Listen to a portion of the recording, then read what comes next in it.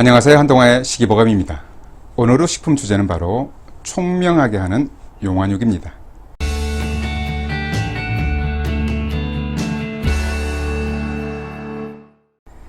어릴 적 필자에게 용화육은 과자를 대신하는 간식이었습니다. 한약업사셨던 선친 몰래 약장에서 꺼내 먹는 용화육은 그 어떤 사탕보다 감미롭고 은은함이 있었습니다. 지금 알고 보니 몰래 꺼내 먹었던 용화육이 필자의 학업에도 도움이 되었으리라 생각합니다. 용화육은 지혜롭고 총명하게 하는 효능이 있기 때문입니다. 용화육은 무환자 나무의 열매입니다. 무환이란 이름은 용환이 열리는 무환자 나무를 집안에 두면 환자가 생기지 않는다고 해서 붙여졌습니다. 여기서 환은 병을 의미하기도 하지만 우환을 의미하기도 해서 귀신을 쫓고 걱정이 없어지게 한다는 의미도 있습니다. 무환자 나무는 인도가 원산지로 인도에서는 열매인 용화육을 이용해 비누를 대용했다고 합니다. 용화육은 물에 젖으면 거품이 많이 나기 때문입니다.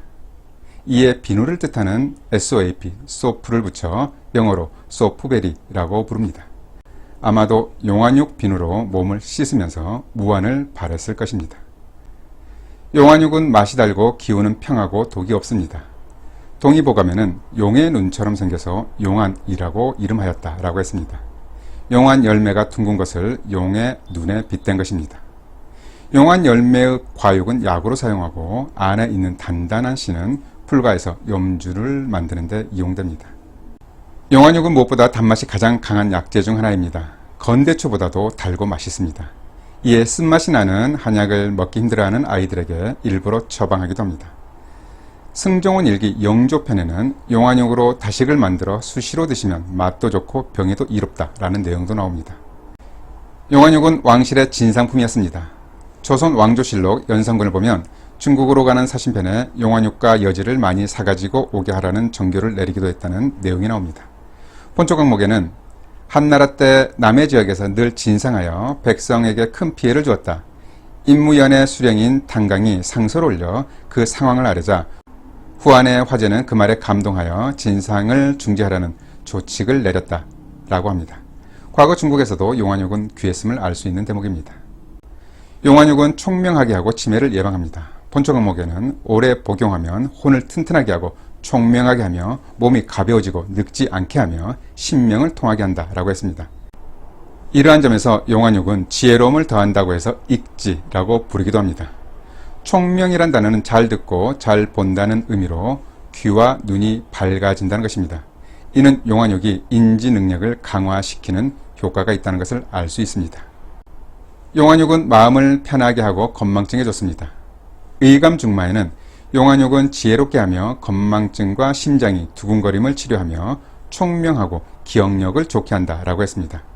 용화육은 근심과 걱정이 많고 불안, 초조하면서 심장이 두근거리는 증상을 치료하는 대표적인 처방인 귀비탕에 들어가는 대표적인 약재입니다.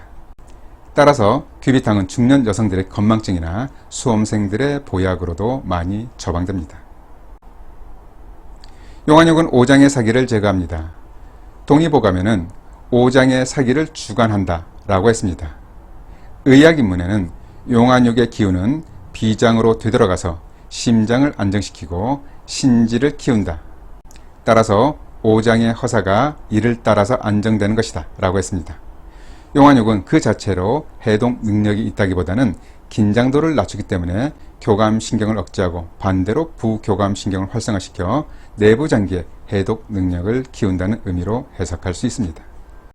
용화육은 식사량을 줄여줍니다. 신농 본초경에는 용화육의 효능으로 안지, 염식이라는 문구가 기록되어 있는데 이는 의지를 편하게 하고 식사를 물린다로 해석할 수 있습니다. 간혹 일부 해석에 염식을 식사를 물리지 않게 한다 라고 해석하기도 하는데 그보다는 음식을 탐하지 않게 한다로 해석해야 할 것입니다. 용화육은 단맛이 강해서 많이 먹으면 식욕 중추를 억제하기 때문에 식욕이 줄어들게 하는 것으로 이해됩니다. 용화육은 그 자체로 씹어 먹어도 좋습니다. 의외에는 용화육을 씹어 먹는 법이 나옵니다. 내용을 간략하게 정리하면 말린 용화육은 곱게 되도록 씹어 곧처럼 되면 계속해서 입속에 침을 마치 몹시 단단한 물체를 삼키듯 용화육 진액과 함께 꿀꺽꿀꺽 삼킨다. 여러 개를 반복해서 씹어먹는다. 이렇게 하면 기가 고르게 되고 마음이 안정된다 라고 했습니다.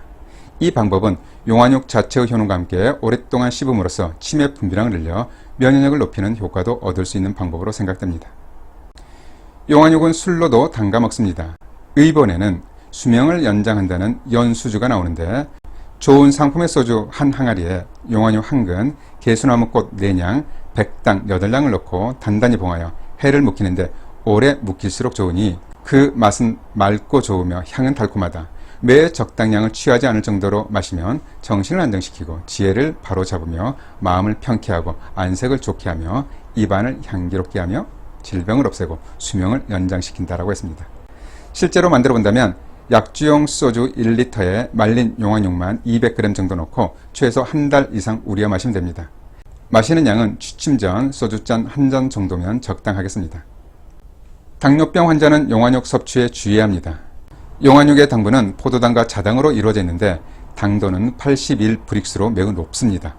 포도당이 100브릭스, 건조된 꽃감은 56브릭스, 건대추는 30브릭스 정도니 용화육의 단맛 정도를 가늠할 만합니다. 따라서 용화육을 한꺼번에 너무 많이 먹으면 혈당이 상승할 수 있습니다. 복합당이라 할지라도 당뇨병 환자라면 주의할 필요가 있습니다. 봉경석소에는 의미심장한 내용이 나옵니다. 용화육은 과실인데도 약석처럼 논한 이유는 무엇인가? 사람들은 반드시 신중히 거처하고 적절하게 음식을 섭취해야 일상생활이 편벽하지 않고 폐단도 없어서 생기가 발랄해지며 손상을 받지 않는다. 고인들은 질병의 예방을 중시하였다. 그래서 주나라 관직에서도 시기를 질이나 탕이보다 높이 평가하였다라고 했습니다.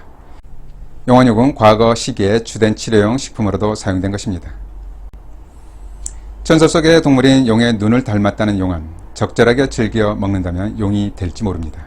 어쩌면 세상을 다 가진 듯한 왕의 당당한 용안이 될지도 모릅니다. 용화육으로 총명하고 지혜로운 용이 돼 보시기 바랍니다. 잘 들어보셨죠? 그럼 오늘의 한동의 시기보가 마칩니다. 감사합니다.